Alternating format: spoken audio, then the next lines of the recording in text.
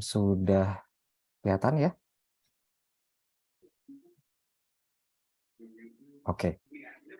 Ya, jadi seperti yang tadi saya sudah jelasin sedikit gitu ya, bahwa kalau kita bicara strategic planning, mustahil kita tidak bicara tentang insight gitu ya. Dan memang kalau kita lihat gitu ya, insight itu sesuatu yang sangat inilah ya, sangat lazim gitu ya, diangkat gitu di industri kita ini gitu ya. Makanya di sini saya ngajak untuk kita bisa memandang lebih dalam gitu ya, dan mungkin um, berpikir gitu ya, merefleksikan gitu apa yang bisa kita pahami bersama tentang insight gitu ya. Dan sebelum saya mulai lebih jauh gitu ya tentang insight gitu ya, saya mau share beberapa eh, pertimbangan gitu ya, beberapa prinsip gitu sebetulnya gitu. Pertama, karena kita akan bicara tentang data gitu ya. Mungkin nanti sambil jalan ada juga yang mungkin nanti pengen tahu lebih dalam tentang itu gitu ya, tentang analisis gitu ya. Tapi memang kalau kita bicara dalam konteks strategi gitu ya, analisis yang baik itu enggak langsung serta-merta pasti menimbulkan strategi yang baik gitu. Kenapa demikian? Karena memang analisis itu permulaan gitu. Sementara ya, perjalanan menuju strategi itu sesuatu yang masih butuh effort lebih gitu ya. Kira-kira begitu. Lalu kalau kita bicara strategi yang baik gitu ya, maka strategi yang baik itu adalah strategi yang grounded gitu ya. Strategic thinking yang memang didasarkan dari consumer understanding gitu. Dan sebetulnya juga gitu ya, strategi yang baik gitu ya, seringkali itu tidak cukup karena hanya baik itu bukan sesuatu yang cukup gitu untuk membuat brand gitu ya, bisnis itu bisa punya competitive edge gitu ya. Teknologi, informasi saat ini gitu ya, sebetulnya menaikkan bar gitu ya, sangat tinggi gitu ya, sehingga kalau kita bicara ide, kita bicara result dari strategi itu kita bisa lihat begitu banyak gitu ya, contoh-contoh campaign yang brilian. Sama Biung. Nah, dari sana gitu Gara-gara sebetulnya kita dibangun bisa itu ya lihat depan pom bensin gitu itu ya. bahwa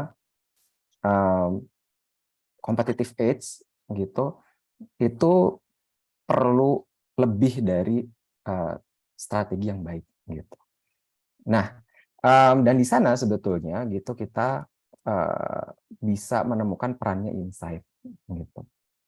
Nah, insight tadi seperti saya bilang gitu ya, mustahil untuk kita tidak bicara tentang insight di industri ini gitu ya. Sorry, ya oke.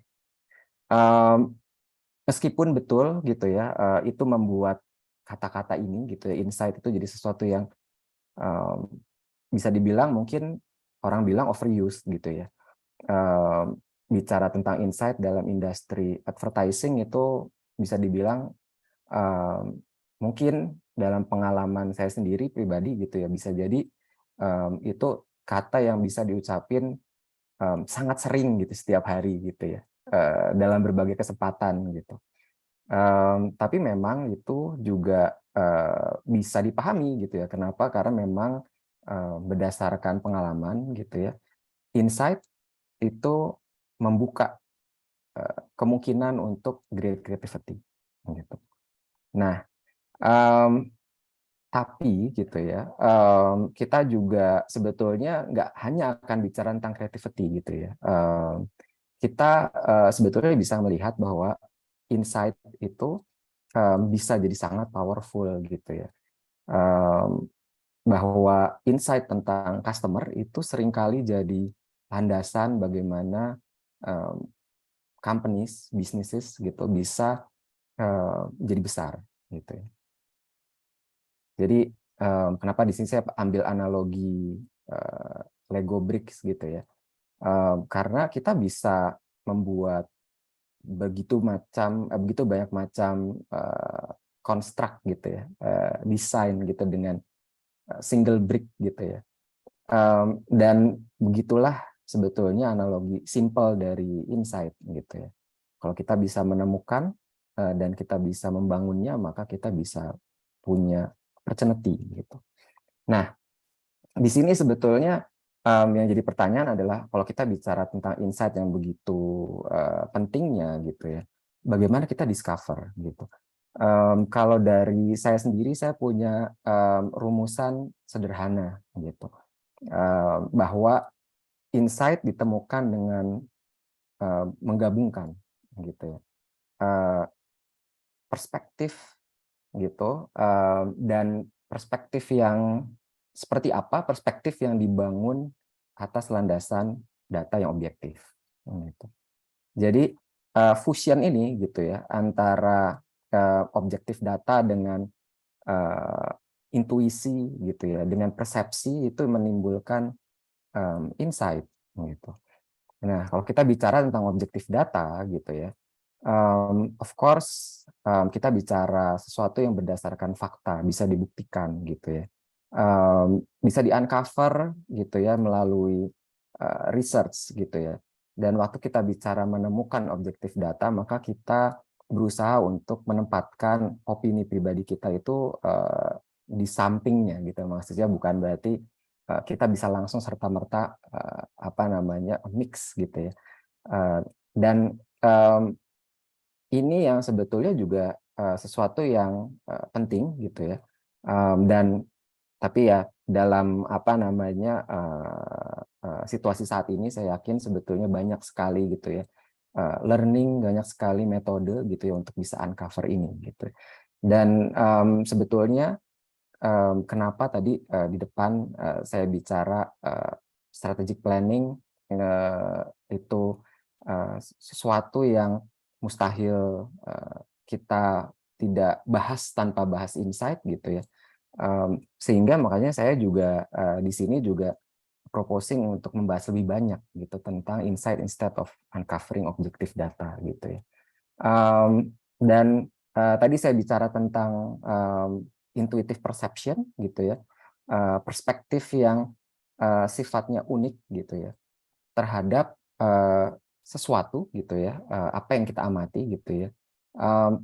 Bisa jadi mungkin sifatnya itu tidak serta-merta berdasarkan penjelasan yang sangat logis gitu ya. Ada sesuatu yang sifatnya tuh instinktif gitu ya, waktu kita menggunakan intuisi gitu. Dan di sini juga memerlukan kreativitas gitu. Kreativitas untuk bisa melihat apa yang kita amati itu secara berbeda gitu. Nah, dan kalau kita pandang tadi kenapa itu jadi penting gitu ya, mengasah intuisi gitu ya, menjadi perseptif gitu ya. Karena data gitu ya dalam industri kita hari gini gitu ya, itu sangat banyak gitu. Setiap platform itu menjanjikan data gitu ya. Kalau kita bicara platform sosial media, ada data di sana gitu. Kita bicara platform yang lain, ada data juga di sana gitu. Dan menarik gitu ya, ini dibahas dalam satu artikel, sudah cukup lama artikelnya gitu ya, udah bisa dibilang mungkin satu dekade yang lalu gitu ya, hampir lah gitu ya. Dibahas oleh Harvard Business Review gitu ya, bahwa waktu bicara tentang data gitu ya, bahkan satu dekade yang lalu gitu ya, sudah begitu banyak gitu ya, data yang bisa kita ambil gitu. Dan seringkali gitu ya, tenggelam dalam data itu membuat kita tenggelam dalam perspektif yang sangat generik gitu. Nah, disinilah sebetulnya perlu mengasah kebiasaan kita untuk punya perspektif yang unik gitu ya. Membiarkan intuisi kita gitu untuk bisa melihat data gitu ya, dan exercising creativity dengan cara kita seperti itu gitu. Nah, um, gimana pun gitu ya, sebetulnya kalau tadi saya juga sempat bilang bahwa kita perlu lebih dari baik gitu ya, kita perlu standar yang lebih tinggi gitu ya. Maka kalau kita bicara intuitive perception, maka kita nggak bicara intuitive perception yang biasa saja gitu ya. Kita perlu intuitive perception yang sifatnya bold gitu ya. Sesuatu yang agresif gitu ya, yang berani gitu. Dan seringkali itu berarti masuk ke ranah yang agak spekulatif gitu ya. Karena memang di sini penjelasannya gitu ya, bahwa waktu kita berusaha untuk mendapatkan pemahaman tentang insight yang bisa dibilang unik gitu ya, maka kita harus siap masuk ke ranah yang bisa jadi asing gitu ya. Sesuatu yang mungkin tidak disadari gitu oleh orang kebanyakan. Nah, disitulah sebetulnya adanya insight yang brilian gitu. Dasarnya, simpelnya gitu, kita perlu bersedia gitu, bersiap untuk bisa venturing dari yang orang lain tahu ke area yang orang lain nggak tahu gitu. Simpelnya gitu. Gitu. Sehingga itu yang disebut quote unquote spekulatif gitu. Nah, bagaimanapun sebetulnya gitu ya, ini juga hal-hal yang juga saya sering kali praktekkan gitu ya. Venturingnya nggak venturing membuta gitu ya. Seringkali kita bisa menemukan hal-hal yang asing tapi unik itu ada di beberapa area seperti ini. Gitu. Di hal-hal yang sifatnya anomali gitu ya, dari bisnis atau brand yang kita hadapi, dari kompetisi yang kita lihat gitu ya. Bagaimana kadang-kadang gitu ya, suatu yang menarik punya opportunity di baliknya itu seringkali adalah deviasi gitu ya dari bisnis yang biasa gitu. Sementara selain tentang anomali, bisa jadi interseksi gitu ya. Mix dari tren yang terjadi saat ini. Dan kalau kita bicara tren saat ini, kalau kita balik dalam konteks hari-hari gitu ya, kita berada dalam situasi nyemplung gitu dalam gulungan sosial media gitu ya. Tiap platform ada caranya masing-masing untuk menemukan tren gitu ya. Di TikTok ada tren ini, di Instagram ada tren itu, di Twitter ada tren yang gimana lagi gitu. Selalu ada banyak tren di mana-mana gitu ya. Nah, apa yang perlu kita bisa kulik gitu dari sana adalah apa dari tren tersebut gitu ya, yang sebetulnya mungkin punya potensi untuk menimbulkan habit baru gitu ya. Nah, dan apakah ada keterhubungan, ada interseksi antara tren satu dan tren yang lainnya. Itu salah satu cara buat kita bisa menemukan benih insight gitu ya. Lalu cara yang ketiga itu adalah ini di sini saya sebutnya frustration gitu ya. Tapi mungkin istilah resminya pain points gitu ya.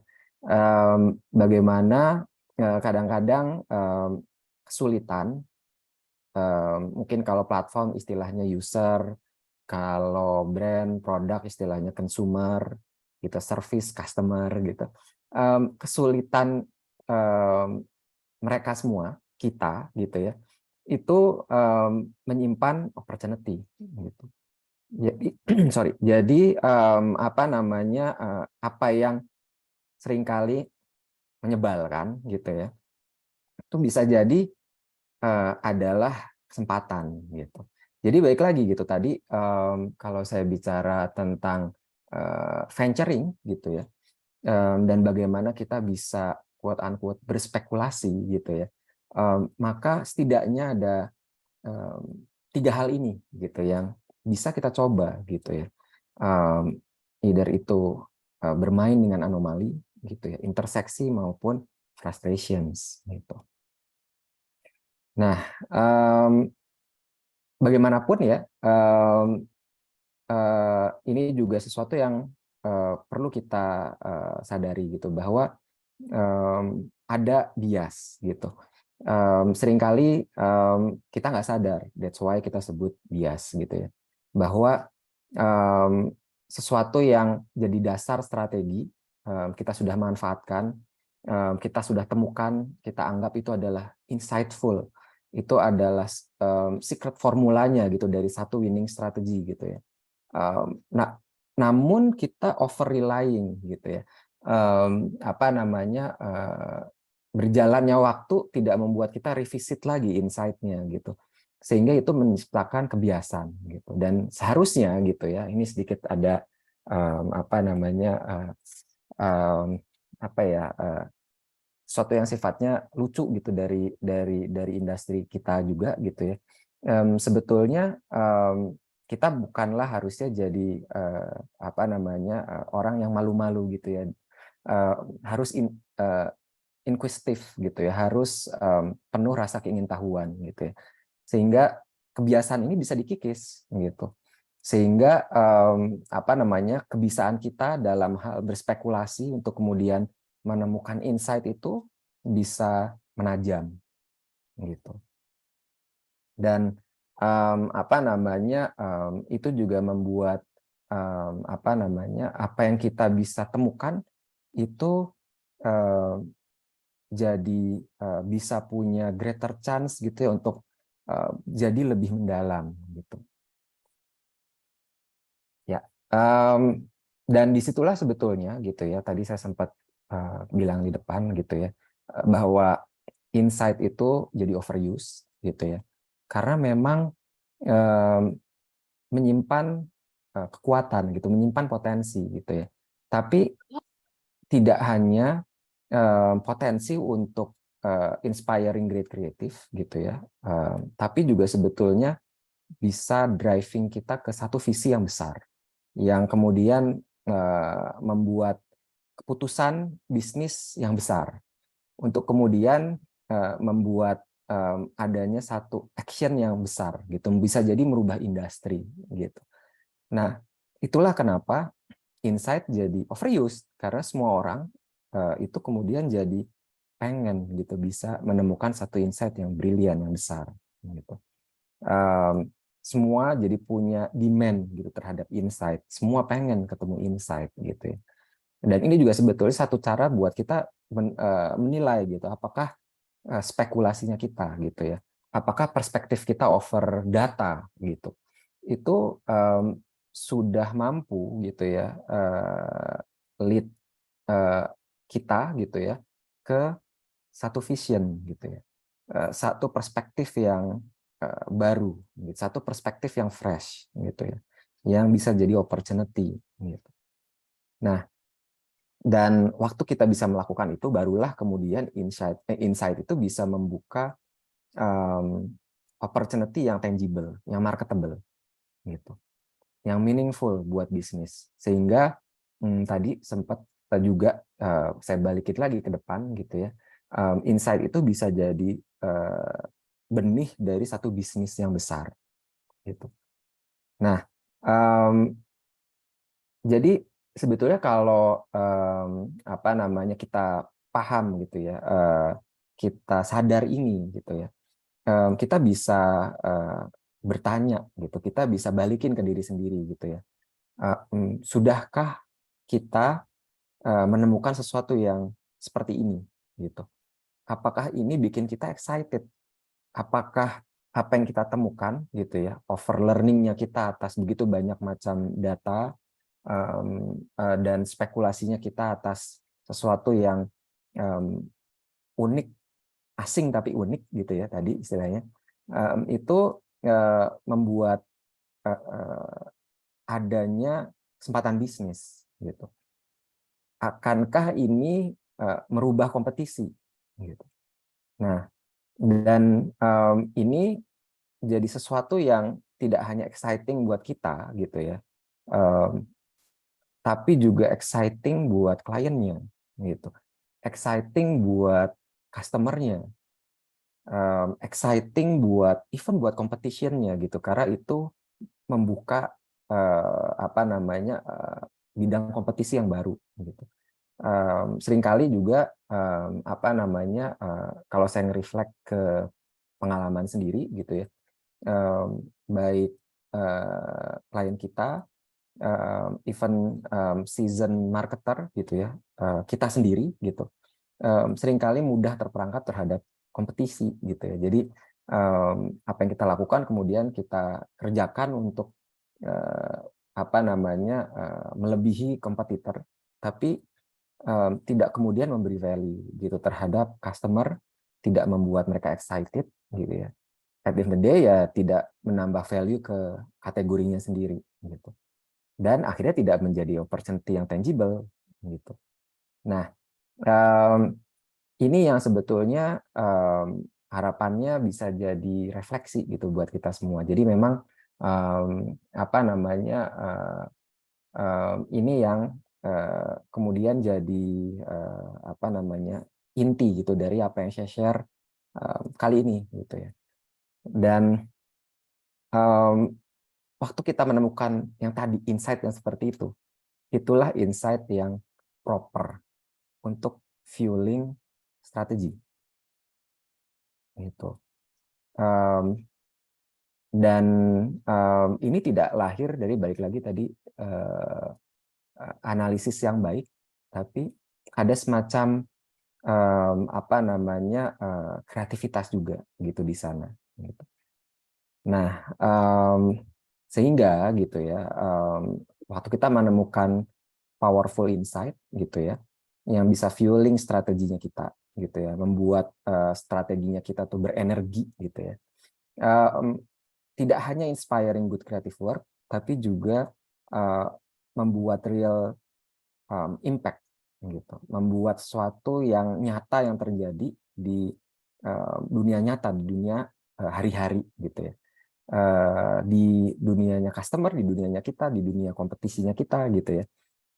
Dan itu sebetulnya yang kemudian bisa jadi landasan untuk kemudian kita kembali revisit dan menemukan next step dari strategi yang sudah kita rumuskan. Jadi di sini juga sebetulnya kita bisa lihat bahwa yang namanya menemukan insight, kemudian merumuskan apa yang kita temukan menjadi strategi, kemudian revisit lagi itu seperti siklus gitu. Sesuatu yang sifatnya fleksibel, continuous gitu. Dan sepatutnya gitu sebetulnya selalu membuat kita excited gitu. Kira-kira begitu. Ya, kalau dari saya sampai di situ gitu ya. Jadi memang materi saya share di sini untuk jadi refleksi gitu ya. Sehingga keingintahuan tentang analisis, keingintahuan tentang tools, tentang data tidak mengalahkan kepentingan untuk mengasah kemampuan berspekulasi gitu tadi gitu ya, untuk kemudian membuat kita berani gitu ya untuk mengasah spekulasinya kita sehingga kita bisa mendapatkan benih yang bagus untuk strategi yang akan kita rumuskan gitu kira-kira. Ya, dari saya sampai situ gitu. Mudah-mudahan bisa menjadi sesuatu yang bisa disimpan gitu ya, dan dipikirkan gitu. Apalagi kalau misalnya nanti berhadapan dengan nyatanya tugasnya masing-masing gitulah kira-kira. Oke, dari saya demikian.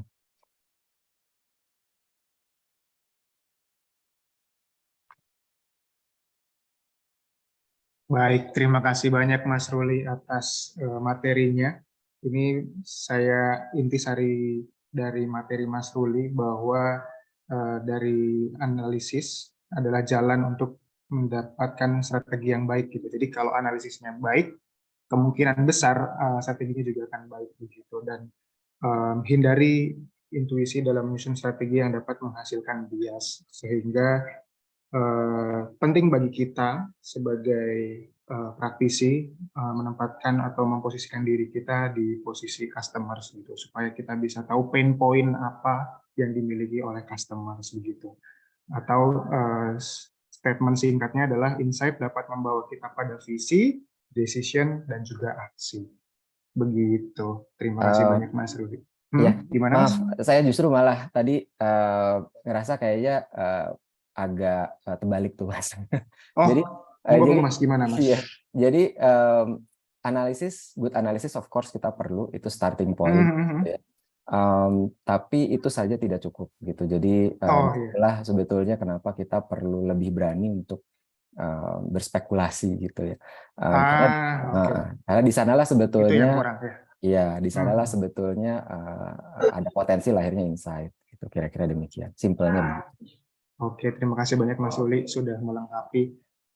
Baik teman-teman, mungkin sudah terlintas pertanyaan-pertanyaan, bisa langsung di kolom chat ya, tapi nanti kita bacakan di sesi setelah pemateri kedua Mas Wimala Jafar, begitu ya. Jadi silakan teman-teman bisa mengisi absensi dan juga kirim pertanyaannya di kolom chat, begitu. Baik, sesi selanjutnya kita panggil Mas Wimala Jafar. Mas Wimala Jafar ini sebagai Strategic Director di Hapuhodo International Indonesia. Begitu. Selamat malam, Mas Wimala Jafar. Malam, Mas Suku. Oke, sudah di... Oke, baik. Mas Wimala, malam ini kira-kira in general akan membahas apa nih, Mas? Oke, kalau saya akan lebih membahas gimana kita mengkawinkan antara tools, insight, dan akhirnya actionable results itu apa aja. Oke. Ini semakin menarik. Ke praktis mungkin. Kalau mungkin tadi Ya. masalahnya lebih mendalami apa itu insight, gimana insight itu fueling the strategies. Kalau saya mungkin lebih akan terlihat seperti lebih kayak kelas, gitu. Jadi lebih interaktif, mungkin lebih banyak nanti tanya jawabnya. Oke, baik, Mas Wimala. Mungkin bisa langsung di share screen, Mas, presentasinya. Silakan, Mas Wimala. Waktu dan tempat saya persilakan. Materi saya sudah terlihat. Oke, selamat malam semua. Oke, buat presentasi malam ini, saya akan memberikan judul The Rhetoric of Numbers, Data Driven Insight. Jadi, gimana sih kita melihat data bukan hanya sekedar numbers, tapi justru cerita di balik data, di balik numbers itu yang justru menarik dan bisa nge-trigger creative explosion yang nanti menjadi campaign yang legendary. Saya sendiri sedikit tentang saya Strategy Director Yahoo International Indonesia, 15 tahun di bidang marketing communications di Jakarta, Dubai, dan juga Japan. Saya kebetulan spesialis di advertising, digital, dan siaran, tapi juga justru my first job itu justru di PR sebagai media executive. Nah, mungkin tadi ya sedikit introduction dulu, the rules of this course, bahwa ini bukan step-by-step guide to use tools and data. Gitu. Jadi, bahkan banyak tools dan data point yang saya akan bahas di sini, tapi saya nggak mau menjadikan ini sebagai step-by-step guide, karena itu udah readily available di YouTube, di beberapa channel-channel digital lainnya, dan ketika perusahaan kalian subscribe to one of these data point juga pasti nanti dapat trainingnya sendiri gitu. Jadi ini lebih memberikan helicopter view gimana kita bisa get the rhetorics of numbers. Jadi gimana the power of data, the power of numbers itu can generate powerful insight, powerful campaign, and a powerful behavior change. Karena yang kita mau Recording in adalah progress. Bapak tuh tinggal gimana? the legend itself. Bengkel itu Tool is just a tool. Gitu. Ini hanya merupakan instrumen yang kita pakai untuk memberikan insight atau campaign yang kita inginkan. Jadi jangan jadikan tool itu menjadi sebuah acuan yang akan merepresentasikan siapa kita in terms of our thinking. Jadi tetap kita harus forming our own opinion, our own thinking, our own strategy, and use tool as an instrument cluster aja.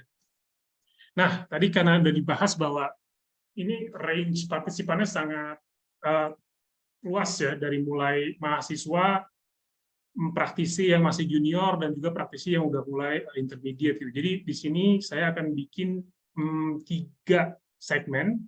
The basic yang akan saya bahas adalah behavioral insights, kemudian intermediate lebih ke human insights, dan nanti kita di advance masuk ke cultural foresights. Kita mulai dari basic insight dulu. Behavioral insight ini kita akan bahas tools-tools digital marketing, terutama gimana data-data itu bisa kita pakai untuk menemukan behavioral insight sama current trends yang kita ingin capai. Nah, mungkin kalau untuk praktisi yang udah bekerja di digital agency udah tahu ya the holy trinity of data ya. Pertama adalah data analitik dan monitoring. Ini lebih gimana kita menggunakan tools untuk measuring social media dan growth performance kita. Jadi di sini akan lebih menganalisa segregasi dari post-post atau konten-konten yang kita jalanin, dan kita bisa melihat consumer engagement rate-nya, forward growth analysis-nya, performance report, topik monitoring, sampai bahkan automated publishing gitu. Jadi kita nggak perlu repot lagi, nanti akan semua diatur oleh tools ini. Yang paling sering dipakai sih kalau di across the agency pasti ya Vantage Karma, Google Analytics, sama Amplify. Kemudian the second tool, social listening tools, ini lebih untuk melihat conversation di digital, gimana brand kita di-perceive sama orang, gimana people talk about our brand. Di sini kita bisa melihat share of voice, social engagement, sentiment sama mention-nya.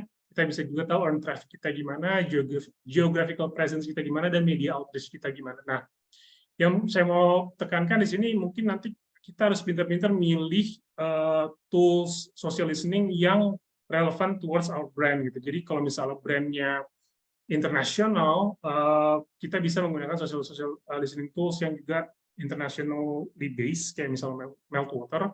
Tapi kalau kita mau social listening yang mungkin agak ranahnya grassroots, jadi kita butuh juga social listening yang bisa ngebaca sentimen-sentimen yang localized gitu. Jadi kayak contoh di sini ada 6 kata yang semuanya ngomongin keren banget, gokil juga, sedap, mantap, boleh banget, keren ya. Tapi kalau untuk social tools yang mungkin based di luar, dia bisa ngelihat 6 kata ini sebagai positive mention. Tapi kalau kita udah pakai local socialist tool, kerennya tapi itu bisa di-perceive sebagai negatif, gitu. Karena ada sisi tapinya di situ, dan itu butuh kecerdasan AI dari social tools itu untuk memilah-milah mana sentimen positif, mana sentimen negatif. Kemudian supporting tools ada banyak banget, tapi yang paling sering dipakai mungkin yang saya mau bahas di sini adalah influencer analytic tools. Jadi again, kita udah tahu engagement rate kita, conversation kita di sosial gimana, kita butuh sebuah KOL atau influencer strategi yang bisa mensupport itu. Jadi kita butuh data, account analysis, market discovery, sama tipe-tipe influencer yang nanti akan cocok untuk menghandle brand kita juga gitu. Karena kita nggak mau salah langkah, karena kita tahu banyak banget ya, bahkan ratusan ribu sekarang influencer Indonesia, di mana kita harus pilih bukan salah satu atau salah dua, tapi bahkan ada campaign yang using 200 to even 300 influencers. Jadi kita butuh benar-benar tahu in terms of profiling mereka, track record mereka, brand-brand apa yang mereka sedang handle dan akan handle, campaign mereka gimana aja, performance mereka gimana. Dan di sini kita bisa dibantu oleh tool seperti Hype Auditor, Available, atau Munio. Nah, dari tools-tools yang tadi kita udah bahas, itu nanti akan generate banyak banget data points, banyak banget numbers, dan juga graph, charts, you name it, akan semua ada di situ. Tapi pertanyaannya, we have numbers of data and so what? Jadi itu yang tadi saya bilang, it's just a tool.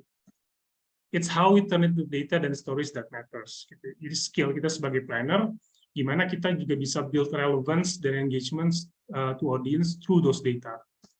Yang ketiga, kita juga harus bisa ngefilter nih, dan kita bisa seleksi data-data mana saja yang paling penting gitu. Karena it's gonna be like hundreds and thousands of numbers and graph. We need to know apa yang paling relevan untuk brand kita, how we tell the story. Kalau enggak, ya tadi yang Mas Ruli sudah sampaikan, it will be just another generic insight, will be just another generic data. Jadi ini yang kita pakai skill kita di sini untuk benar-benar not just analyze, tapi how we filter, how we turn data into story. Nah, ini ada satu contoh dari Hakuhodo di Jepang, gimana kita using data to build a campaign for Y Mobile. Today's youth are always on social media. They're looking for fun, jumping from one thing to the next. So, how can brands keep them hooked? Last spring, Y Mobile, a mobile carrier, made teens all over Japan obsessed. This was done by producing the world's longest teen drama, lasting 24 hours a day for 30 days. 720 hours of youth. This is a teen drama covering the 30 days before graduating from high school. But how can we take in 720 hours of story? Just like real teens, the drama starts from the characters' SNS posts. In the morning, they go to school at the same time as real students. On breaks, they spend time with their classmates. After school at 4 p.m. every day, a YouTube drama series starts which links to the SNS posts. For example, a student secretly finding a present and giving it to her loved one the next day. A secret date after school, causing a fight between the boys. It was an unprecedented drama that ran continuously for 720 hours, crossing media platforms, continuing for a month and concluding with their graduation ceremony. Surprisingly, the story's finale was played out in public as a live drama. The characters that were on screen came to life, which made the teenage audience go crazy. It was the non-stop drama that mirrored teens' lives. This synchronized experience deeply engaged its audience. This drama became a trending topic and exceeded 30 million views. It gained 120 million social impressions. The brand mentions increased to 390%.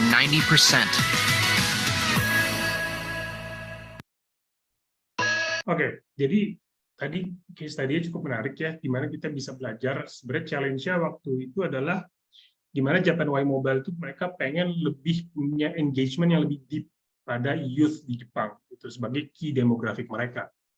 Tapi mereka tahu bahwa traditional superficial advertising itu nggak bakalan diterima dengan baik, karena as we know, the Gen Z, mereka nggak udah nonton TV, mungkin juga mereka udah tahu yang mana iklan, yang mana bukan, S3 marketing lah ya, dan akhirnya mereka come up sama this approach itu dengan data points yang tadi kita sudah lihat kira-kira apa saja data points yang diambil. Kurang lebih mungkin behavioral data, social media usage for youth. Kita juga bisa melihat tadi ada post timing data, jadi kira-kira when is the best time to post, tadi jam 4 ya mereka postingnya, karena itu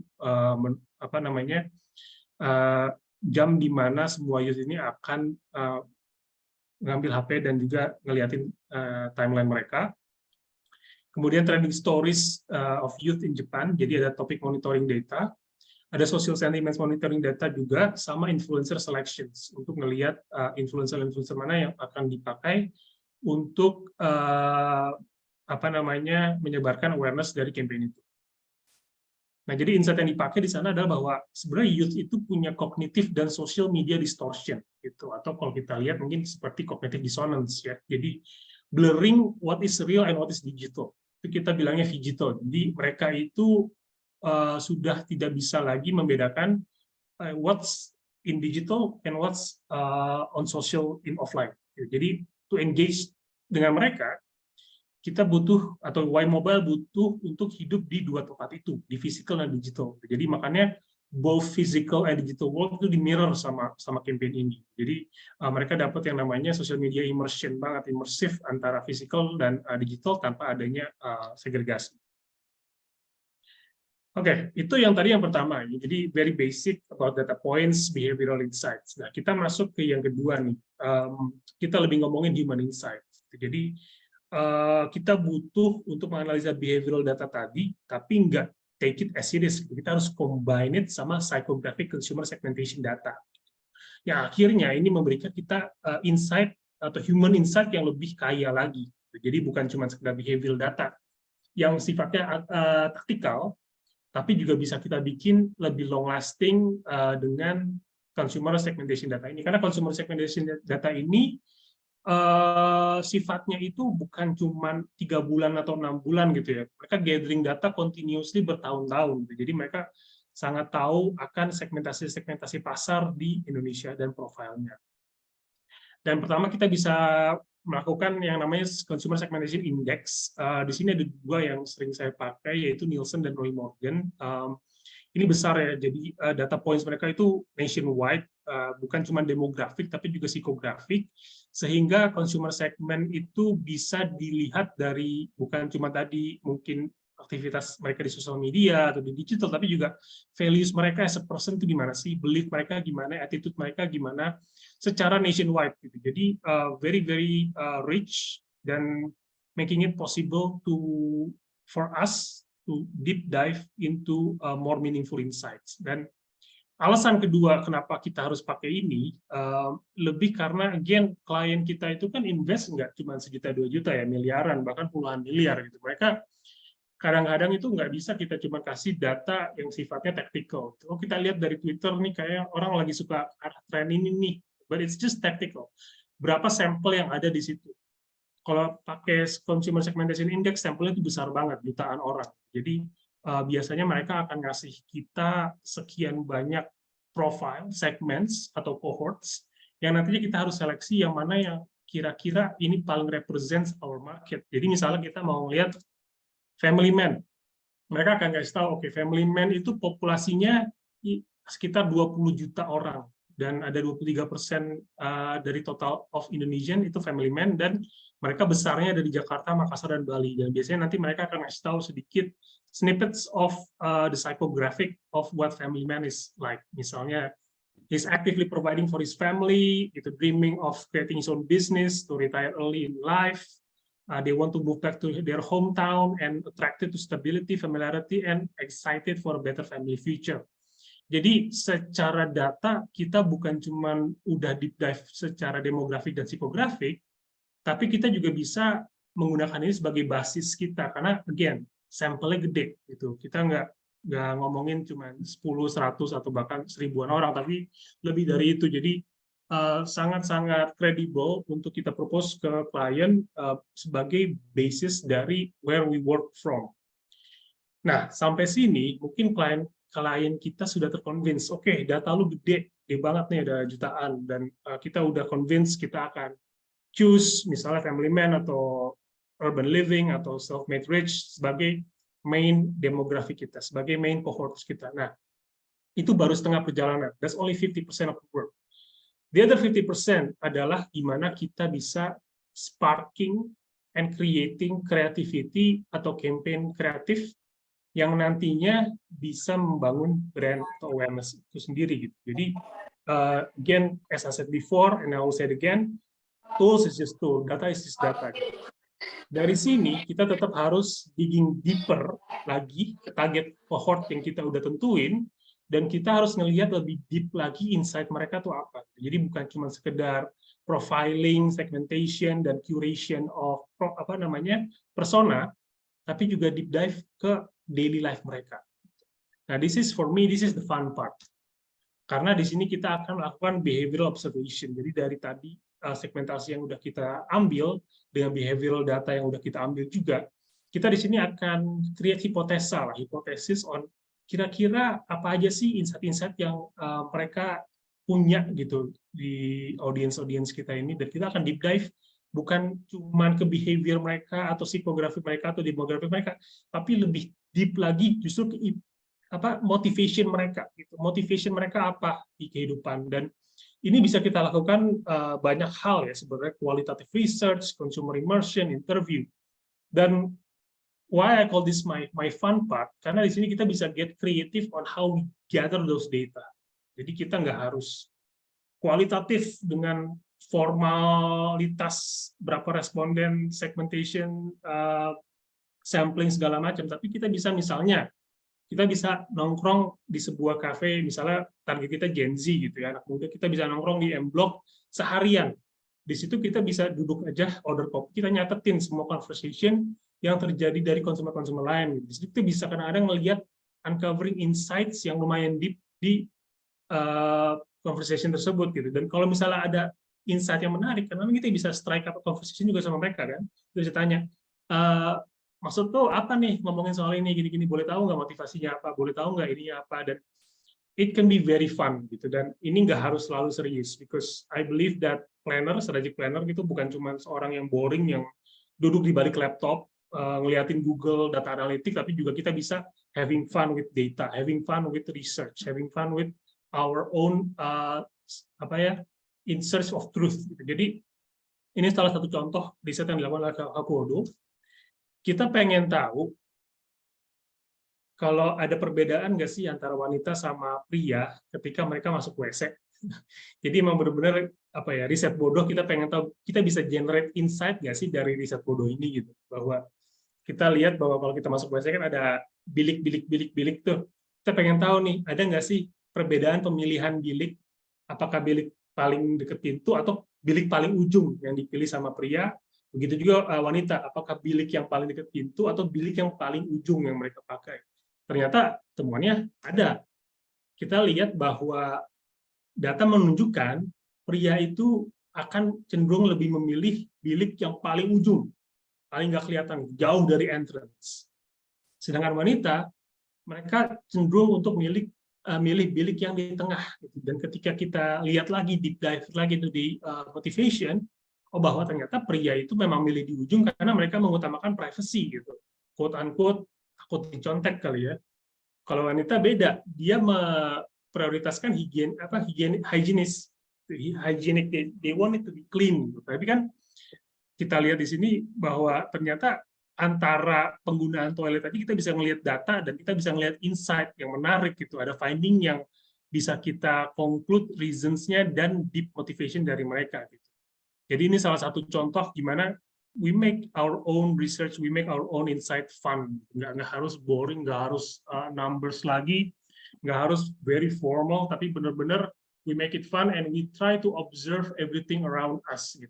From how people go into the toilet and even more. Gitu. Jadi jangan satisfied atau puas dengan data yang kalian dapati, tapi justru dig deeper and try to see a story behind those data. Try to see a story behind those behavior. Karena again, behavior itu bukan insights. Behavior is just something yang orang lakukan, but maybe they don't even know what the motivation is. Jadi it's our job to find out apa sih motivasi-motivasi yang membuat mereka berperilaku seperti itu.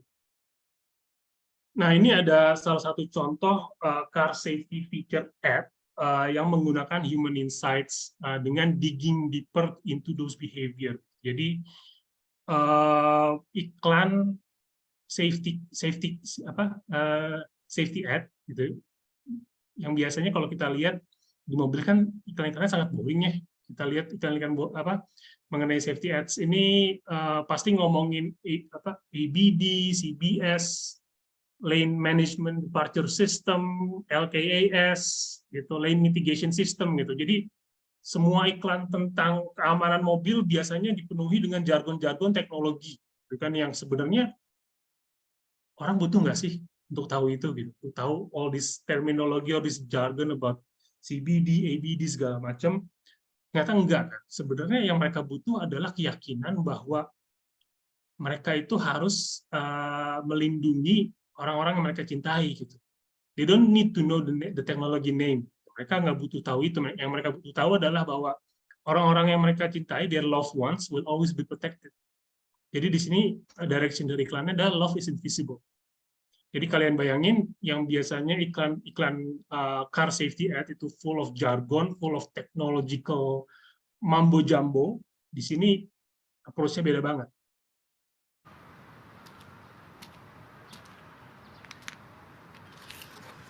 始まりは幸せな戸惑いだった。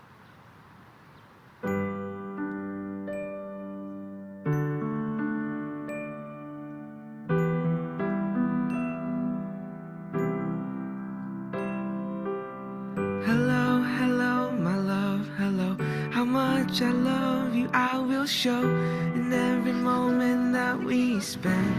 Moving forward, there's no end. I can see the world is spinning carelessly. The road will lead us far away and back, you know.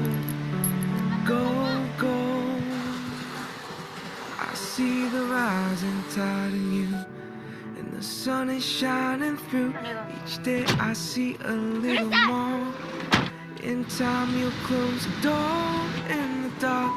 Shine your light to show your spark. Find your moment, make your mark. As you grow, go, go.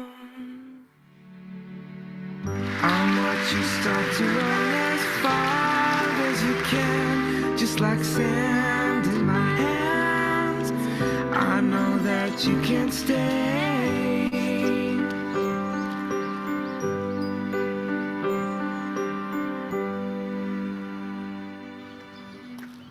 始まりは太陽の匂いだった。来たの。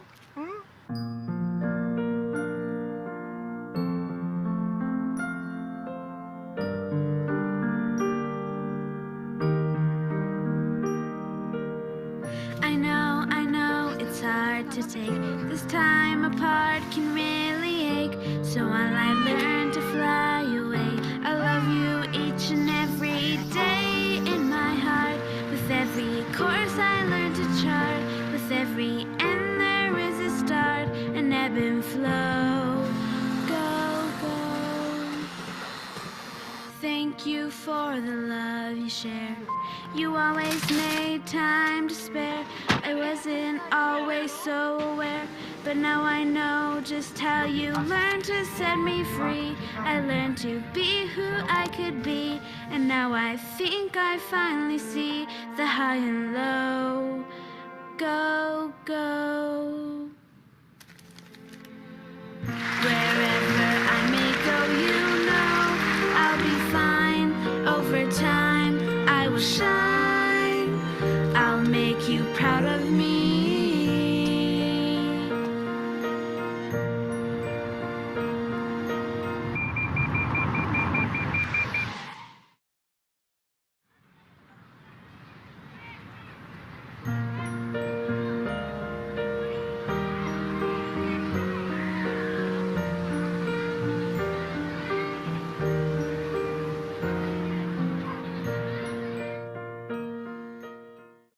Oke, jadi kelihatan banget kan iklan yang dibuat with a very deep human insight based on those research, the data, sama iklan-iklan yang kita cuma fokus ke produknya aja.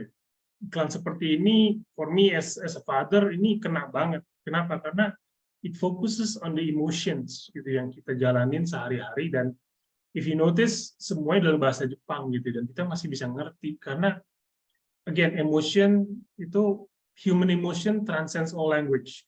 Nggak peduli orang mana, bahasanya apa, tapi we understand the emotions. Jadi orang di Indonesia pun yang nggak ngerti bahasa Jepang, we will still understand it because we feel the emotions. Nah ini kedalaman data, kedalaman insights yang akhirnya membuat campaign bisa sebegini powerful, for me at least. Oke, itu tadi dari human insight. Nah ini mungkin udah ke tahap advance sekarang kita going through. Jadi bukan ngomongin lagi soal insight, tapi foresights justru.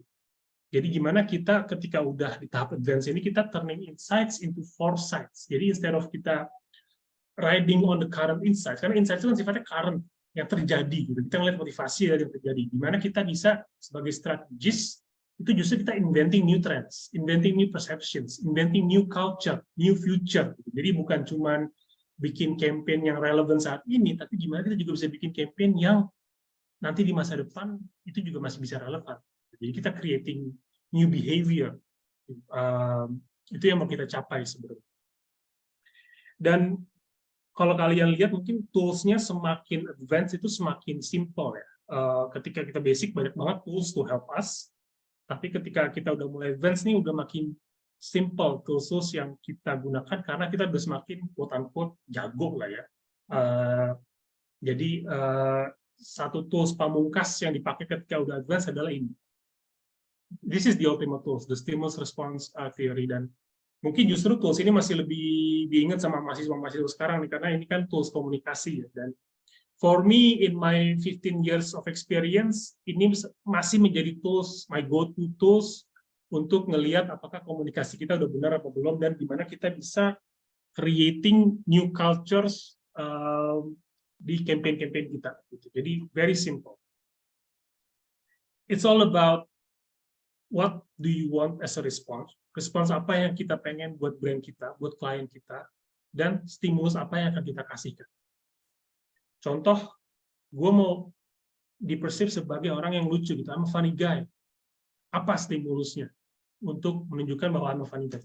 Kan nggak mungkin di stimulus I also put I'm a funny guy. Gue lucu loh, nggak ada orang yang ketawa gitu. Responsnya nggak bakalan you're a funny guy, you're a weird guy gitu. Saying that. Exactly the same ketika kita mau punya stimulus-stimulus itu yang bisa nge-elicit that response. Jadi to be a funny guy, I have to tell a joke, I have to do stand up, I have to wear costume, funny costume, gitu, clown costume. Jadi kita punya respons yang berbeda dari stimulus yang kita kasih. Nah ini kan ibaratnya ketika kita udah advance, kita lebih mengerti emosi-emosi ini dan kita bisa akhirnya memberi the right direction bahwa apa sih trigger point dari manusia yang bisa mengelicit respons tersebut.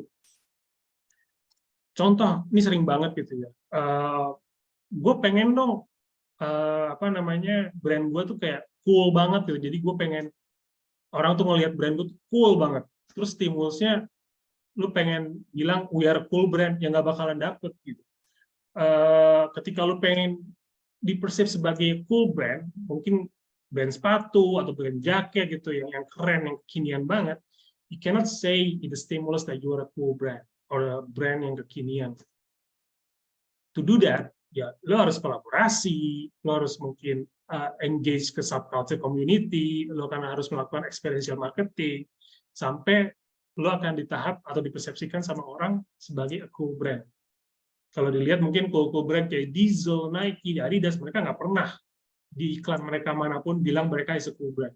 They always focus on the stimulus. Nah, masih banyak campaign-campaign di Indonesia ini yang masih sama antara respons dan stimulusnya. Mungkin dari client point of view itu akan save the money ya. Wah, daripada gua ngomong nggak jelas nih layering, udah langsung aja produk gue bagus, kualitas terbaik dijamin atau brand yang paling cool saat ini. Tapi it doesn't work. Karena again, our basis of campaign is communication theory and psychology theory. Dan itu nggak masuk di keduanya. Sehingga kita harus melakukan the right stimulus to elicit the right response. Nah, untuk dijadikan contoh, ini juga ada campaign dari Hakuhodo. Tadi gimana kita build a future, untuk kita punya foresight, untuk ngebalikin fungsi sebuah kota kecil di Jepang namanya Inakadate.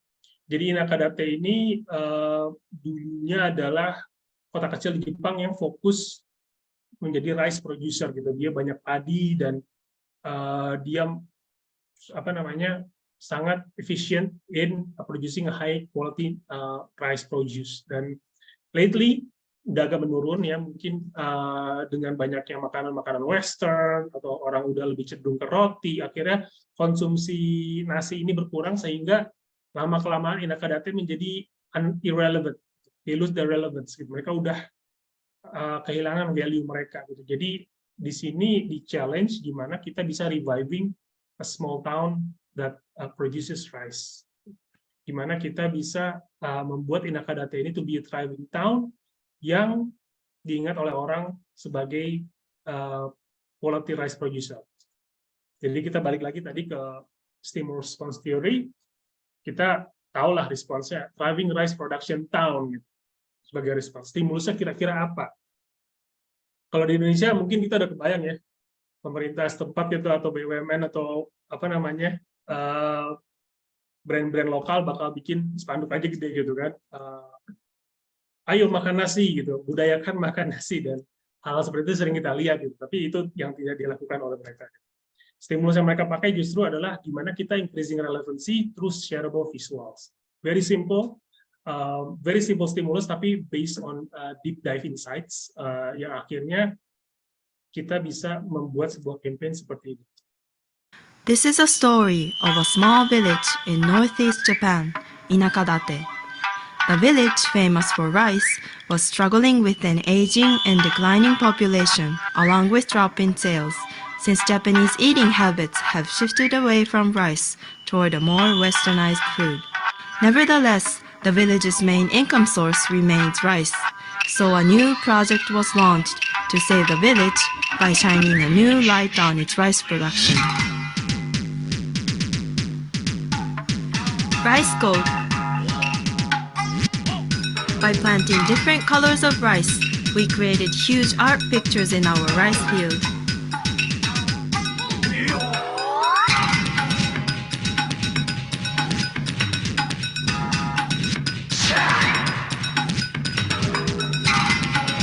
We then developed a new technology called Rice Gold. It reads the rice art like a QR code and drives traffic to EC sites. The rice harvested there would home delivered directly. It was acceptable to the visitors because Japanese consumers use this QR code daily. Rice Gold transformed a scene that people naturally want to photograph into a brand new selling place. Purchases can also be made from posters or images shared on Facebook. This new project was mentioned and shared on many blogs and news sites. As a result, visitors increased 30 times the population of the village, and sales jumped dramatically. The power of rice revitalized the village again. This movement even moved the government to build a special train station for the visitors. Field, the oldest outdoor creative, is now the newest. Rice Gold. Jadi kelihatan ya, still using digital, still using technology, social media, tapi output campaign-nya very rich gitu, very comprehensive gitu, karena in terms of stimulus, data yang mereka gunakan itu on point. Jadi hasilnya juga sangat-sangat kreatif dan menang awards di mana-mana. Itu sekian dari saya untuk malam ini. Kembali lagi ke host.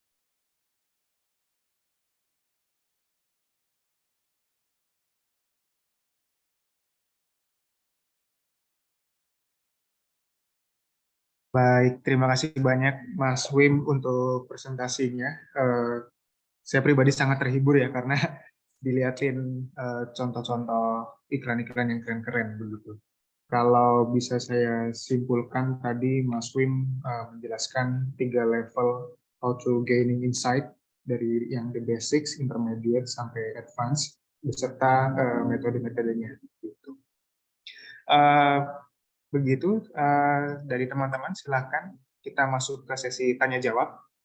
Bagi teman-teman yang ingin memberikan pertanyaan bisa langsung di kolom chat atau raise hands. Ini sudah ada satu pertanyaan masuk dari Mbak Astari. Mbak Astari dari Leon Playgrounds. Saya bacakan, Mbak Astari setuju banget soal bias inside view. Mbak Astari menanyakan perihal beware of the common bias. How to train ourselves not to be biased. Ini untuk Mas Ruli. Bagaimana melatih diri kita untuk tidak menjadi bias, bagaimana menghindari bias tersebut gitu. Kemudian yang kedua, apakah ada tanda yang bisa kita hindari dalam membuat atau dalam tadi menghindari insight yang bias. Kemudian apakah ada contoh bagaimana memadukan antara data analisis dan creative thinking gitu. Silakan dari Mas Ruli, bisa langsung dijawab. Ya, terima kasih. Pertama, terima kasih banyak buat pertanyaannya bagus, dan sangat sering sih sebetulnya pertanyaan seperti ini tuh muncul gitu ya, dalam beberapa kesempatan internal, karena saya juga sering sharing juga ke apa namanya, internally di Densu gitu ya, apa namanya, concern yang sama tuh muncul gitu. Jadi setiap kali saya bilang tentang waspada dengan bias gitu ya. Tapi sisi lain saya juga bilang, ayo spekulasi gitu. Kayak tadi gitu ya. Ayo latih gitu ya supaya bisa come up dengan thinking yang original, menarik gitu ya dan berani gitu. Memang ada tipsnya gitu sebetulnya gitu. Saya boleh izin sharing satu materi, kebetulan ini materi yang juga saya share. Mungkin agak jadi tambahan gitu dari materi saya yang sebelumnya. Oke.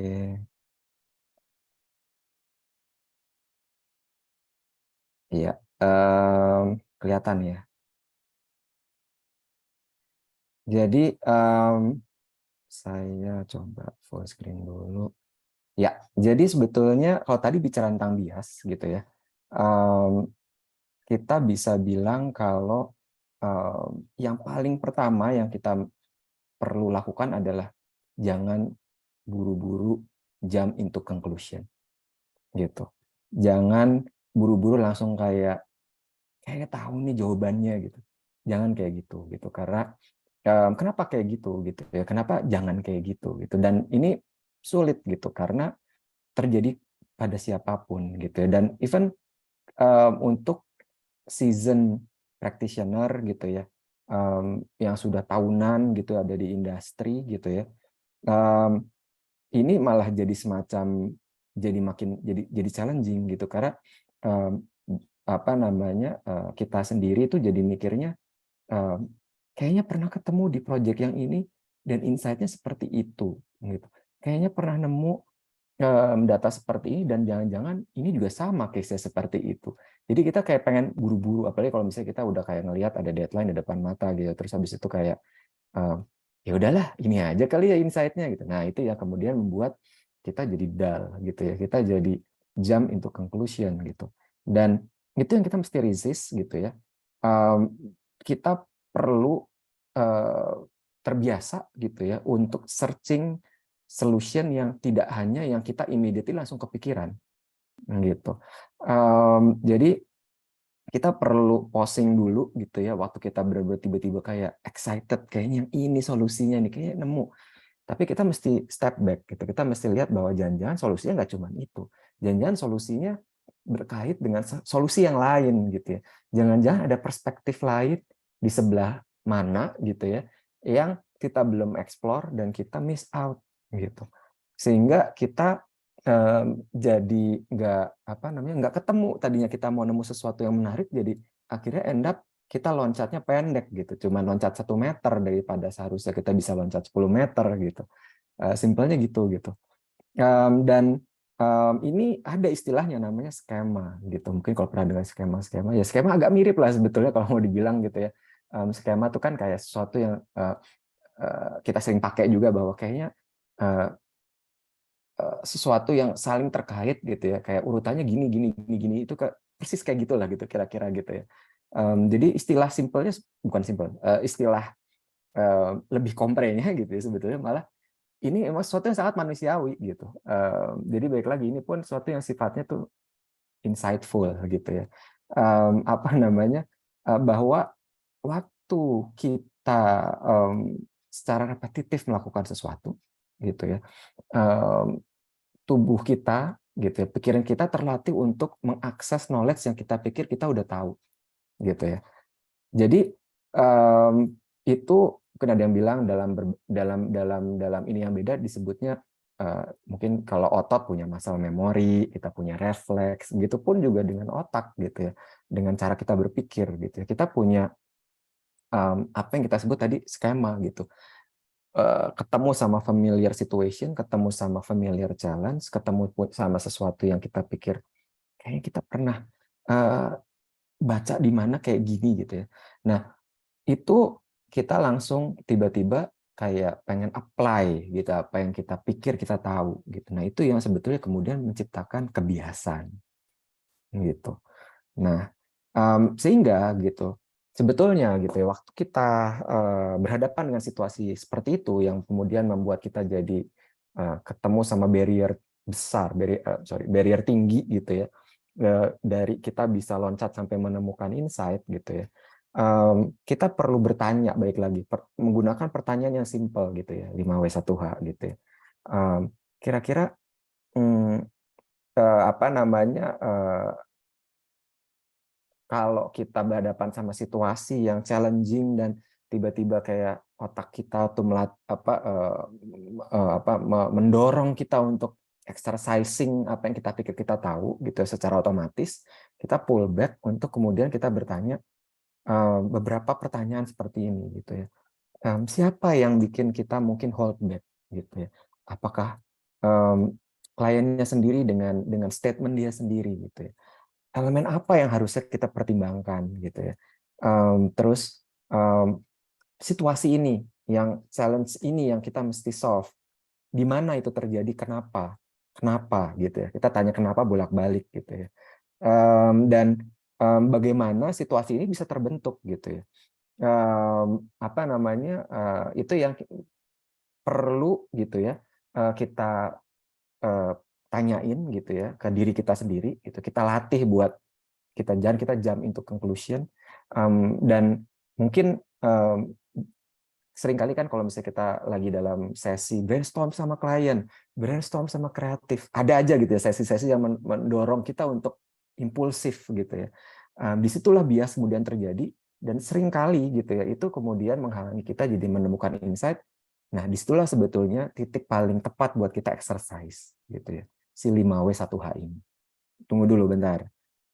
Jangan kita ke sana dulu gitu. Di belakang pikiran kita sendiri dan bisa jadi ke forum pun kita lakukan hal yang sama. Sebentar, jangan jump into conclusion gitu. Kira-kira demikian. Nah, kalau tadi ada pertanyaan, ada nggak sih sesuatu yang sifatnya menarik, insightful gitu ya? Ini juga case study dari luar gitu ya.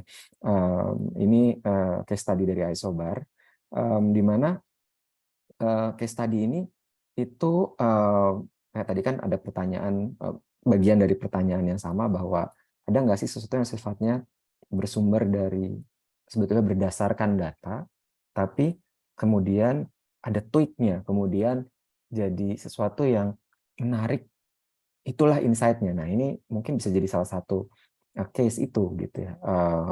Saya kasih pengantar sedikit bahwa tadi ada case yang apa namanya juga ngangkat tentang mobil gitu ya.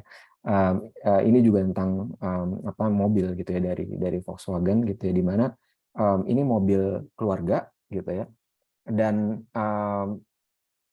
Volkswagen gitu ya berhadapan dengan situasi di mana apa namanya mobil keluarga itu jadi tidak jelas kategorinya gitu ya. Karena saat ini gitu ya, kalau dulu mobil keluarga diciptakan supaya apa namanya keluarga bisa berinteraksi di dalam mobil gitu. Ada fitur-fitur mendukung interaksi mobil itu. Tapi zaman sekarang gitu ya, apa yang justru malah defeat the whole purpose dan mengalahkan fitur-fitur itu gitu ya, dan membuat mobil keluarga jadi kayak mobil sama aja yang dibanding mobil yang lain gitu ya. Karena anak-anaknya itu nunduk gitu ya, kadang-kadang nggak cuma anaknya gitu ya, ibunya juga nunduk, kalau bapaknya pasti nyetir gitu, cuman keluarganya jadi pada nunduk gitu, sibuk di HP gitu ya, balas WhatsApp, balas grup, dan ini terjadi secara universal gitu ya, di apa namanya di banyak negara ya, apparently nggak cuma di negara kita doang gitu ya. Dan ini yang kemudian men-trigger gitu apa namanya Isobar untuk come up sama sesuatu gitu. Ini saya play aja gitu. Mudah-mudahan suaranya ada ya. Tapi kalau nggak ada suaranya juga nggak apa-apa lah.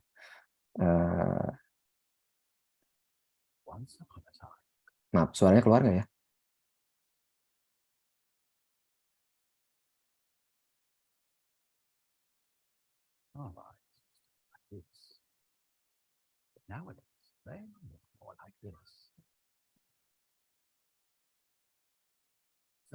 data.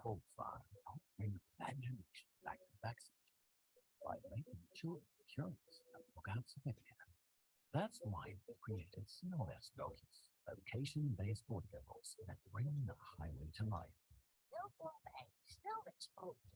Zie je dat ding daar? Met die draaiende wieken. Daar zijn we.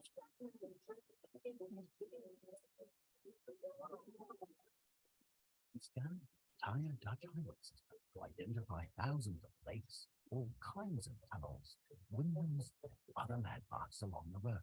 We turn these ordinary objects into magical characters in our stories.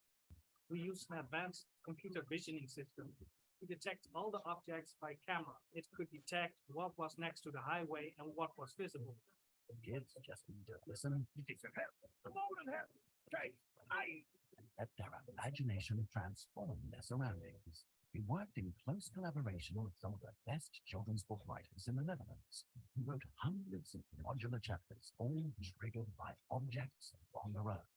Since each journey is different, every story is different as well, creating a unique tale of every possible trip.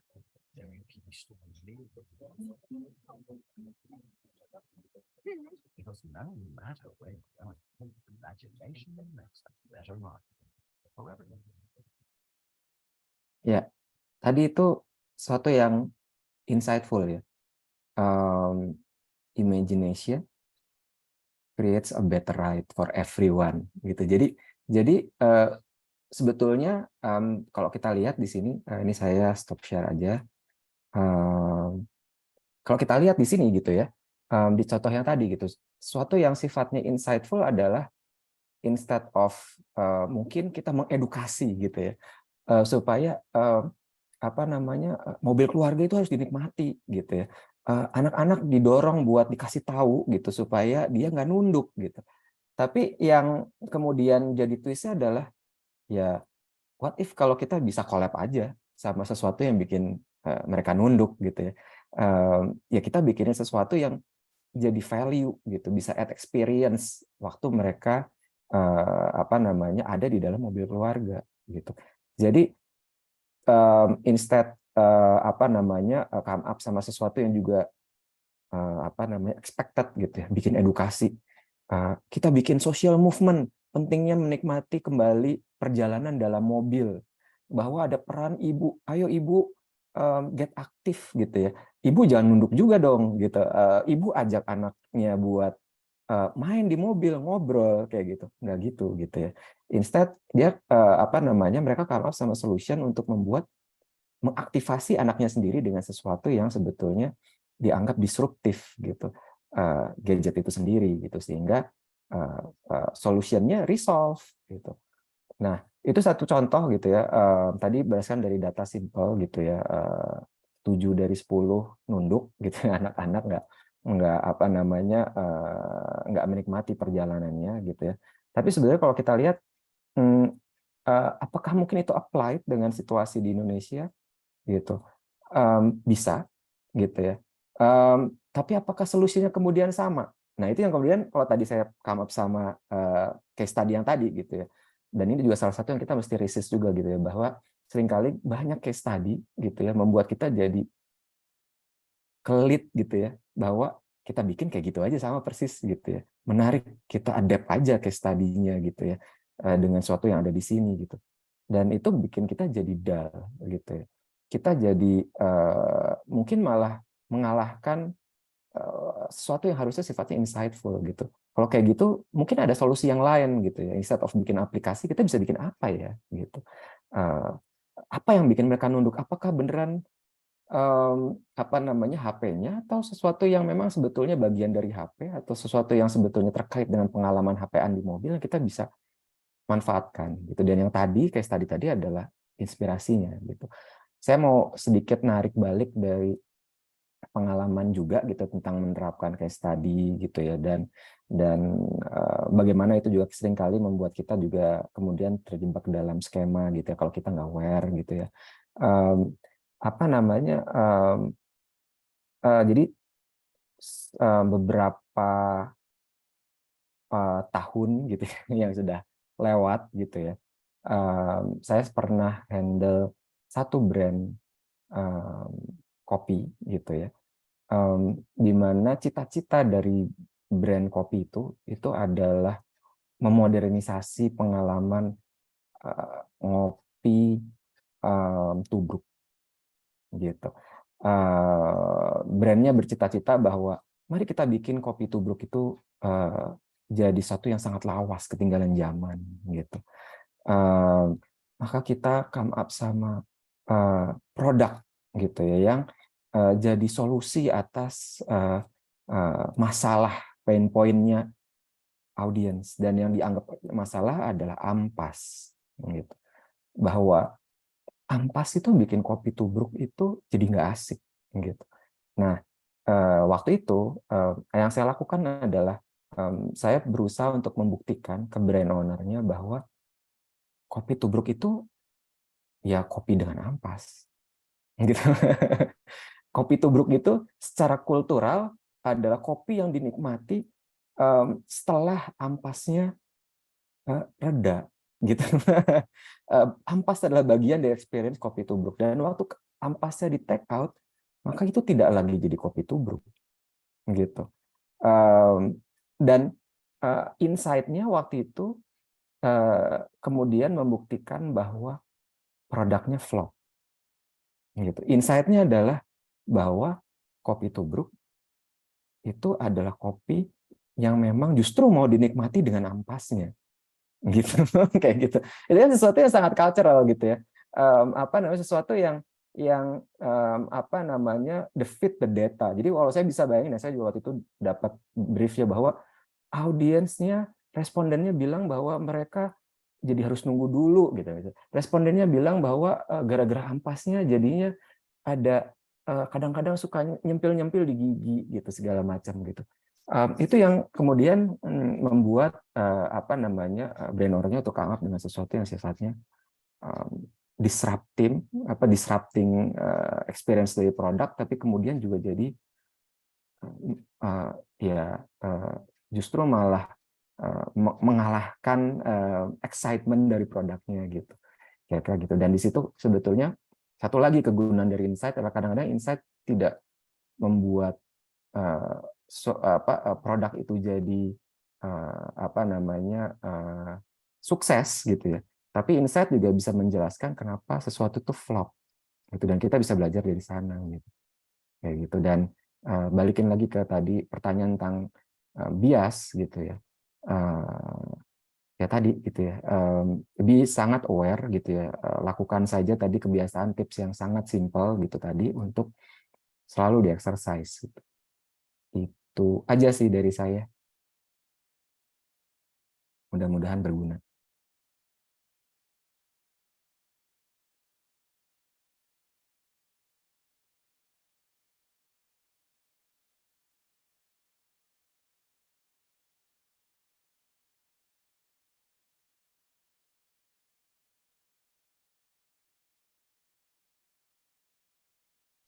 Iya, terima kasih Mas Ruli. Ini ada pertanyaan lanjutan dari Mas Tari. Karena kita seringkali overthinking ya ketika terlalu banyak data gitu. Sebenarnya data kita udah cukup belum sih gitu. Kapan kita bisa tahu kita sudah cukup nih dengan riset kita kayak gitu. Atau mungkin nanti Mas Wim bisa melengkapi dalam study case gitu, dalam menghadapi problem klien gitu. Bagaimana menentukan data apa saja yang diperlukan. Jadi mungkin itu yang bisa membuat kita merasa cukup. Oke, kita sudah cukup nih data-datanya sehingga tidak perlu mencari data lagi yang membuat kita jadi over atau menjadi bias. Gitu. Mungkin dari Mas Ruli, silakan. Kalau boleh, ini tadi ada beberapa bulan nyambung juga gitu pertanyaannya, ditujukan ke Mas Wim gitu, jadi bisa jadi mungkin boleh dijawab sama Mas Wim aja kali ya. Oh, boleh. Karena nyambung sih. Jadi tadi ada nih tentang gimana kita bisa dapat right insight, terus habis itu bicara juga sama tentang data. Boleh mungkin sama Mas Wim aja kali ya. Ya, boleh. Thank you, Mas. Silakan Mas Wim. Oke. Sebenarnya that's the question yang mungkin sebagai planner kita sering hadapin ya. When is too much data? Gitu. Sebenarnya there's no such thing as too much data. Gitu. Tapi justru kita bisa milih data mana yang bisa representatif banget ke target kita yang dibutuhkan oleh brand. Makanya tadi saya bawa 3 data points secara komprehensif ya. Yang pertama adalah behavioral data yang sangat tactical, tapi mostly itu bersifat tactical dan kita bisa jadiin tumpuan buat brand campaign yang mungkin sifatnya 5-10 tahun. Kan? Jadi biasanya kita akan tarik data lagi yang sifatnya lebih masif. Makanya tadi kita bawa ke consumer index segmentation. Consumer index segmentation itu datanya masif, gitu, banyak banget, dan mereka lakukan bertahun-tahun. Gitu. Dan itu bisa menjadi fondasi yang kuat untuk arahan sebuah brand, tapi tetap hanya menjadi arahan. Dari situ kita baru mencari data yang lebih spesifik lagi, ke deep dive, ke insight, ke motivation gitu.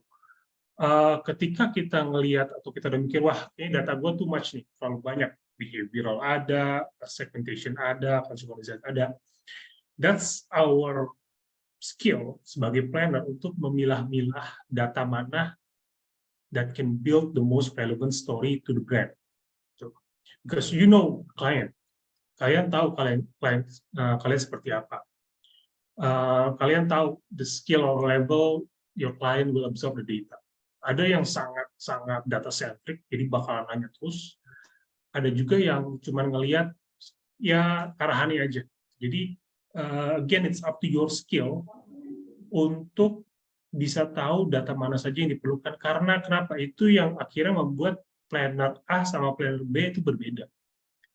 Jadi bisa aja kita ngasih data yang sama ke dua player ini, planner A sama planner B, tapi how they absorb and filter out the data itu yang membedakan kedua planner ini. Karena saya lihat di beberapa anak buah saya, mungkin ya ada beberapa yang data poinnya sangat kecil ya, yang dikasih ke dia gitu. Cukup, cuman nggak sebesar planner B. Tapi si planner A ini skillnya di atas rata-rata sehingga dia bisa menciptakan sebuah insight, motivasi, dan campaign yang sangat komprehensif. Jadi, back to the question, it depends on your skill levels. How you can manage the data, how can you filter out the data, itu yang akan what makes you as a good planner or not. Jadi kalau kita lihat mungkin banyak bintang di langit, tapi kan kita bisa melihat nih ada konstelasi-konstelasi. Ada yang Scorpio, ada yang Libra, ada yang Gemini. Nah, planner itu kayak gitu. Jadi sekian banyak data point, how can we see the patterns, the relevance, gitu. Dan gimana kita bisa giring all those data itu supporting our opinion and our campaign ketika presentasi nanti. Jadi, with practice, I'm sure that everybody can get better in terms of filtering out itu. Gitu. Terus kemudian untuk pertanyaan kedua nih dari Mas Nyoman, gimana improving pada sektor recommendation dan solution agar menjadi lebih akurat untuk klien. My first advice adalah matiin laptop keluar gitu, dan ketika kalian di luar, kalian ngopi, observe things around you. Jangan menjadi Google Planner, karena itu yang sering banget dilihat di sini, bahwa mereka rely so much on the laptop, on the data, on what the computer gives you. Akhirnya mereka lupa bahwa mereka itu komunikasi ke siapa sih? Ke komputer apa ke orang? Ke human kan? Jadi makanya once in a while, mungkin dari 5 hari kerja, kamu take 1 hari deh, full day, kamu kerja dari luar. Coffee shop, tapi ya bukan cuma sekedar kerja aja ya. Kamu benar-benar notice and observe what do they talk about, apa sih interesting point, dan juga apa aja yang bisa kamu take out in terms of motivation. Kan banyak yang kita dengar gitu kalau lagi di cafe, oh gue putus sama pacar gue, dia gini-gini, dia ghosting gue gini-gini. Deep dive on that. Dan ketika kita harus masuk ke laptop pun, read the comment section. Comment section give me a lot of insights. Jadi, mix and match between the offline data and the online data. Dan ini ada pertanyaan lanjutan dari Mbak Astari. any tips on how to curate the right insight to train ourselves to connect the dots? Oke. Curating the insights. Curating the insights itu menarik ya. Sebenarnya kita harus bisa bedain mana observation dan mana insight. Gitu. Jadi ini saya kasih contoh aja gitu. Ada seorang ibu, dia tuh suka banget kalau sekarang bahasanya macan ternak gitu, mama cantik nganterin anak gitu kan. Itu hobi banget deh, pagi nganterin anak, siang nganterin anak, siang nganterin les, sore nganterin berenang gitu. Dan wah, observation kita adalah kita ngelihat bahwa oke, as a mother, she is very caring and protective of her child, sehingga dia rela untuk mengorbankan waktunya untuk nganterin anak selama seharian penuh 5 kali seminggu. That's observation, it's not insight. Ketika kita deep dive gitu ke ibu tersebut, ternyata ada insight menarik di situ. Kenapa dia begitu seringnya nganterin anak? Karena ternyata dia butuh me time. Ketika dia nganter anak, dia pergi ke salon untuk nungguin. Ketika dia nganter anak, dia pergi ke supermarket untuk nungguin anaknya. Jadi ternyata insight itu bukan masalah dia caring about the daughters, tapi justru insight-nya adalah dia sebagai housewife sebegitu sibuknya sehingga dia butuh me time yang nggak diganggu oleh mungkin anak yang satunya lagi atau suaminya. Gitu. Jadi she needs me time. Nah itu di hidden motivation yang kita harus uncover. Gitu. Dan itu nggak bisa kita lihat cuma dari data points atau observasi aja. Gitu. Kita harus benar-benar tadi interview, kita harus home immersion, kita harus consumer immersion ke mereka. Gitu. Dan di situ kita bisa melihat bahwa banyak behavior kita yang secara kasat mata menandakan A, tapi ternyata motivasinya B. Jadi jangan sampai terkecoh. Ini ada tambahan lagi, curate the right data observation from our piles of data so we can pull the right insight, gitu ya. Itu again, as a digital planner mungkin banyak banget ya data point. Mulai dari engagement segala macam, itu sebenarnya comes down to training sih. Gimana dari data-data tersebut, gini deh gampangnya, kamu pilih 10 data that will give the most story. Kamu coba create cerita dari data-data yang mana kira-kira data yang bisa kamu stretch, cerita yang paling menarik. Itu biasanya lebih gampang ya untuk memilih data gitu ya. Ketika digoreng kering data, tapi aku nggak bisa tarik cerita dari situ, then it's not powerful enough. Gitu. Jadi cerita apa yang bisa kamu tarik dari data? Jadi kamu pilih-pilih dulu yang menurut kamu paling the best. Kamu tarik cerita dari situ. If it gives you a very powerful, compelling story, itu biasanya it's the right data, it's the right insight. Jadi kamu bisa deep dive di situ. Again, I understand karena emang datanya tuh banyak banget ya kita laluin. Jadi ya pinter-pinternya kita untuk karena again back ketika objektif kita untuk komunikasi terhadap human, terhadap orang, terhadap manusia. Well, let's use manusia as a test case. Gitu. Kamu cerita tentang data itu ke orang terdekat kamu, menurut mereka menarik apa enggak?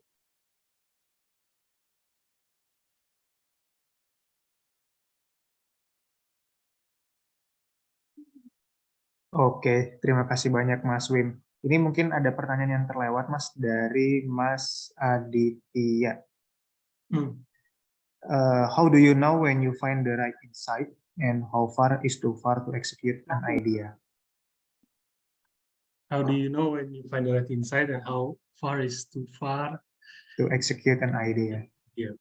Oke, Mas Adit ini salah satu guru saya sebenarnya dulu di awal saya menjajaki advertising. Mas Adit ini salah satu mentor lah yang ngajarin saya. Jadi selamat malam Mas Adit. How do you know when you find the right insight? Tadi yang Mas Rudi udah bilang, you know ketika bulu kuduk itu berdiri. That's when you find that. Karena kita sekarang udah bisa dibilang too much content ya. di sosial media udah ngomongin quadrillion bytes of data and contents every day gitu. Jadi kita kadang-kadang udah punya kondisi sendiri untuk ngelihat mana data atau mana insight yang menarik, mana yang enggak. Jadi ketika misalnya gue bilang, oke, insight dari makanan sehat ini adalah karena orang-orang saat ini nggak mau punya perut gendut. We know that's not an insight. We know that. Instinctively kita tahu gitu. Kita sering lihat itu, that's not a unique insight. Jadi something yang kita find unique itu akan membuat kita tadi bisa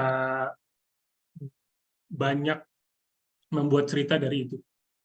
Ketika kita bisa write compelling stories dari data, itu yang kita tahu insight kita bagus. Dan planner, ya planning is hard work ya. Maksudnya aku pernah kok nulis deck, udah jadi decknya, tapi aku nggak dapetin story yang menarik gitu. Jadi aku buang lagi datanya, cari data lain gitu, cari data lain yang lebih menarik buat disusun ceritanya. Jadi how we write decks and we present to the client itu juga akan menjadi salah satu poin penting untuk kita ngelihat apakah cerita kita udah cukup menarik gitu. Karena kalau klien kita aja di slide 3 kita present udah main HP, itu berarti kita belum cukup untuk menarik. Nah, how far is too far to execute an idea? Nah, ini again Mas Adit salah satu kreatif yang gokil ya. Agak selalu kebablasan kalau bikin ide tuh emang gokil banget gitu. Sebenarnya how far is too far, there's no such thing menurutku. An idea kalau bisa dieksekusi, how very far it is, it can always be good. Kalau emang klien nggak setuju, ya bikin jadi buat awards bisa.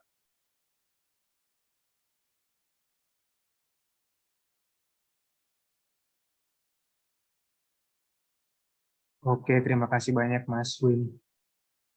Silakan dari teman-teman, mungkin ada yang mau ditanyakan, terutama untuk teman-teman mahasiswa, karena malam ini kesempatan mahal ya, karena kita bisa dapat materi langsung dari Mas Win dan Mas Ruli. Gitu. Oh, ini baru saja masuk Mbak Fitroza. Malam Mas Ruli, Mbak Fitroza dari Pantare. Tadi sering menyebut tentang spekulasi, cuma saya masih kurang paham apakah yang dimaksud sebenarnya adalah hipotesis yang mungkin lebih bersifat kreatif. Mungkin boleh dijelaskan lebih lanjut.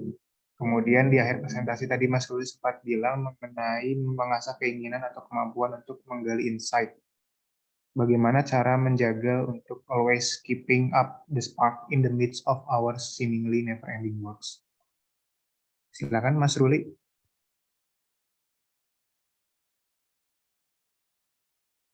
Iya, terima kasih pertanyaannya.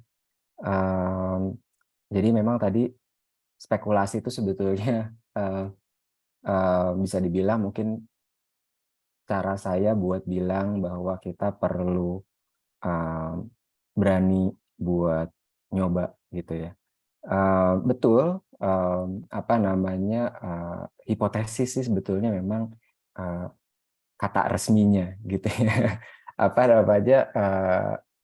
Memang hipotesis itu bisa dibilang sesuatu yang memang kita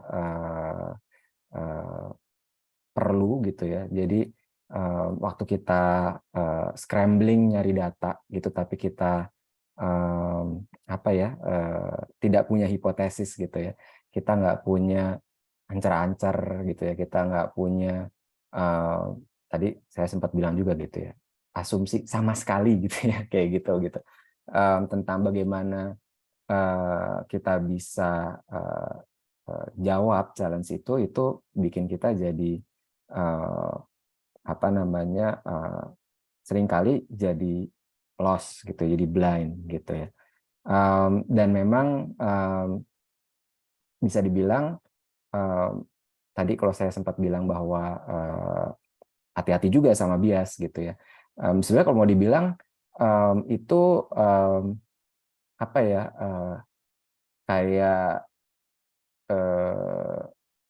positif dari negatif dari punya asumsi gitu ya. Satu sisi kita perlu punya asumsi untuk kemudian kita bisa asah menjadi hipotesis gitu ya. sehingga kita bisa quote unquote berspekulasi dengan solution gitu ya, dengan keadaan yang mau kita jawab gitu ya. Tapi di sisi lain juga asumsi kita juga perlu kita bisa grounded gitu. Asumsi kita juga perlu kita bisa challenge sendiri gitu. Apa namanya, dan sebenarnya tadi kalau mau dibilang kenapa juga saya juga arahkan juga gitu ya ke soal gali insight gitu ya. Terus apa namanya juga, tapi jangan lupa gitu ya, reflect juga bahwa insight itu perlu punya value gitu ya. Insight itu perlu bisa jadi tangible gitu ya, bisa jadi membuka opportunity tentang apa namanya customer gitu ya, bisa jadi validasi terhadap satu produk gitu ya, bisa membuat satu produk jadi sukses, atau malah juga tadi saya sempat kasih contoh juga menjelaskan kenapa produk itu justru malah jadi flop gitu ya. Nah, memang apa namanya itu terjadi karena memang kita berani dengan asumsi, tapi kita juga berani buat men-challenge asumsi kita sendiri. Tadi Mas Wim juga bilang sesuatu yang menarik gitu ya, waktu dengan bahasanya sendiri tentang generating stories gitu ya dari data gitu ya. Waktu kita nggak bisa making sense gitu ya. Ini sebenarnya kita ngomong apa, data ini sebetulnya gimana terkoneksinya gitu ya. Lalu kemudian relevansinya apa dengan solusinya untuk brandnya kita gitu ya. Kemudian dari sini kira-kira beyond dari sekedar bikin audience mungkin komen, wah S3 marketing gitu misalnya gitu ya. What's in it buat brandnya gitu, buat bisnisnya gitu ya. Ya kalau semua hal itu tadi ya, pertanyaan itu tidak kemudian bisa kita temuin jawabannya gitu dari insight yang kita pikir kita udah temukan, berarti bisa jadi mungkin itu bukan insight-nya gitu. Itu sesuatu yang somehow fit in ke apa namanya egonya kita gitu ya, ke sesuatu yang mungkin bisa jadi kita pikir menarik, tapi kemudian apakah itu tepat buat bisnisnya, buat brandnya? Nah itu yang kita mesti balikin lagi ke sana gitu ya. At the end of the day, apa namanya bisnis kliennya kita perlu dapat traction gitu ya. Perlu validate investmentnya gitu ya. Hal-hal seperti itu kita perlu bisa jawab gitu. Begitu. Mudah-mudahan apa namanya cukup ini ya, cukup jelas, bisa berguna. Terima kasih.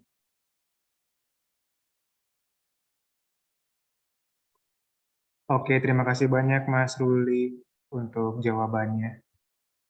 Mungkin ini di 10 menit terakhir ya, kalau tidak ada lagi pertanyaan bagi teman-teman, mungkin Mas Ruli dan Mas Wim bisa beri closing statement berupa tips atau wejangan bagi teman-teman peserta di sini gitu. Mungkin bisa dimulai dari Mas Ruli dulu, Mas. Ya, closing statement dari saya mungkin saya kepikiran sama satu kata-kata yang klasik gitu ya, klise gitu ya. Itu kata-katanya dari Steve Jobs gitu ya, yang selalu bilang bahwa jangan ragu, ini exact words-nya pasti udah tahu juga ya gitu arahnya kemana gitu. Tapi intinya adalah jangan pernah ragu untuk tetap merasa bodoh gitu ya, tetap merasa kurang gitu ya. Kemarin ketemu insight yang kita pikir keren dan punya apa namanya impact gitu ya, tapi mungkin hari ini beda gitu ya. Mungkin dalam satu case berikutnya juga beda. Jadi apa namanya tiap situasi itu punya banyak peluang gitu ya, mungkin sebetulnya generating into insights gitu ya. Tapi ya baik lagi tadi latihan dan niat gitu yang bikin kita jadi bisa endure gitu ya, apa namanya percobaan-percobaannya gitu ya untuk kemudian bisa menemukan gitu ya insight-insight yang memang diperlukan gitu. Nah, itu sih dari saya. Terima kasih buat pertanyaan-pertanyaannya. Baik, terima kasih banyak Mas Ruli. Silakan dari Mas Wim bisa beri closing statement-nya. Thank you. Oke, kalau dari saya tadi tetap ya, kamu jangan fokus di tools. Tools itu adalah instrumen. It helps you become a better planner, tapi it doesn't make you become a great planner. Kamu tetap harus interaksi sama human. Karena again, tools yang sekarang itu kan di cater atau dibuat atau dirancang khusus untuk social media yang trending sekarang ya. Which is kita tahu lah ada 4 ya social media yang sering banget dipakai sama orang. Tapi what happens in the next 10 years, in the next 5 years, belum itu social media itu tetap masih ada. Gua kebetulan emang udah dari zaman Multiply, dulu kan MySpace, Friendster, terus Facebook, terus sekarang-sekarang, jadi selalu berkembang. Jadi jangan dedicate your whole life into understanding atau untuk kayak benar-benar fokus di tools yang meng-cater social media saat ini aja. Karena you need to focus on the broader point of view, the human point of view. Karena human itu yang nanti tetap keep evolving. Once you understand the human inside, kamu akan lebih bagus lagi dalam juga memilah-milah data point yang diperlukan gitu. Jadi don't focus on the tools, focus on what makes you human.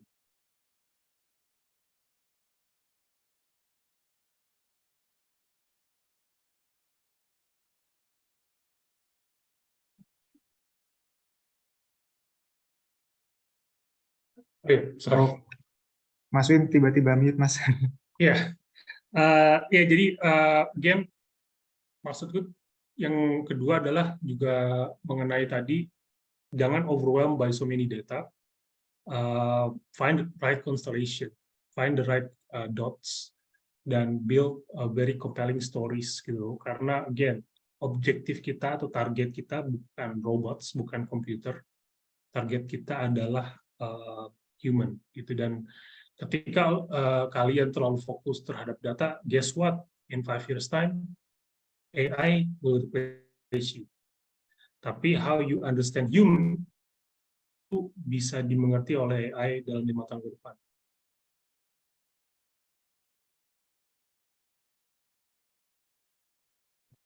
Oke, baik. Terima kasih banyak, Mas Wim. Mungkin saya rangkum sedikit ya dari Mas Wim dan dari Mas Ruli ya, bahwa selalu validasi tentang insight kita gitu. Dan data dapat membantu validasi dan memperkuat insight kita. Kemudian selalu posisikan dan observe our customer audience, dan jangan lupa kita observe keluar, jangan cuma di laptop saja karena target kita adalah manusia. Kemudian tidak ada kebanyakan data, tapi bagaimana kita memanage dan memfilter data, finding the patterns, seperti itu. Begitu saya rasa untuk sesi malam ini. Terima kasih banyak untuk Mas Ruli, Mas Wim, dan juga teman-teman yang hadir malam ini. Bagi teman-teman peserta, silakan mengisi absensinya. Dan nanti untuk materi akan dikirim di grup WhatsApp masing-masing, seperti itu. Begitu, saya akhiri sesi malam ini. Terima kasih banyak. Selamat malam, teman-teman semuanya. Thank you semua, thank you ya. Terima kasih banyak, Mas Terima Wim, kasih. Mas Ruli. Sama-sama. Selamat malam semuanya. Luar biasa.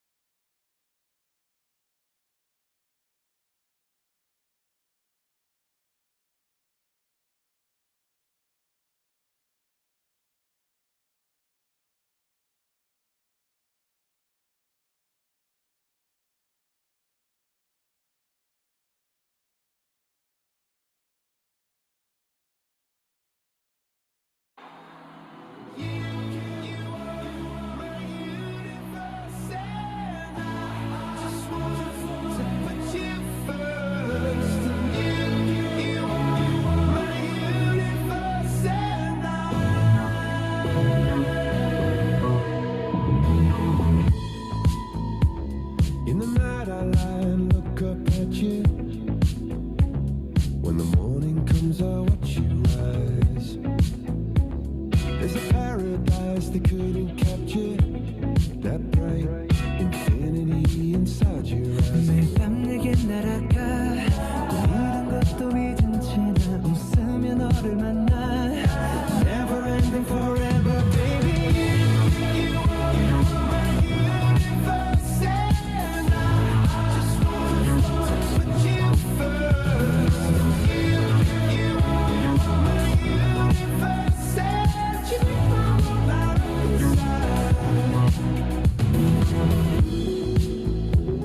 어둠이 내겐 더 변했었지.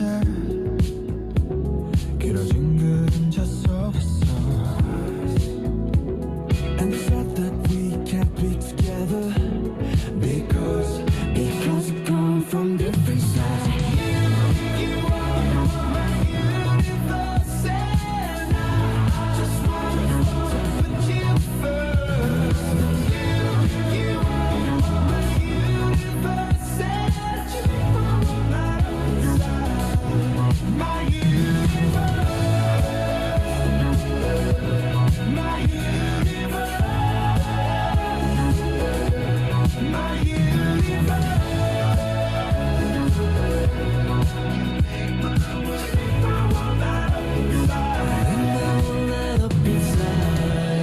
나를 밝혀주는 건 너란 사랑으로 수놓아진 별 내 우주와 너 다른 세상을 만들어주는 걸 너는 내 별이자 나의 호주니까 지금 이 시련도 결국엔 잠시니까 너는 언제까지나 지금처럼 밝게만 빛나줘 우리는 너로 따라 이긴 밤을 수놓아 너와 함께 날아가 When I'm without you I'm crazy 자 어서 내 손을 잡아 We are made of each other baby You are my universe and I just wanna put you first You are my universe and you are my desire My universe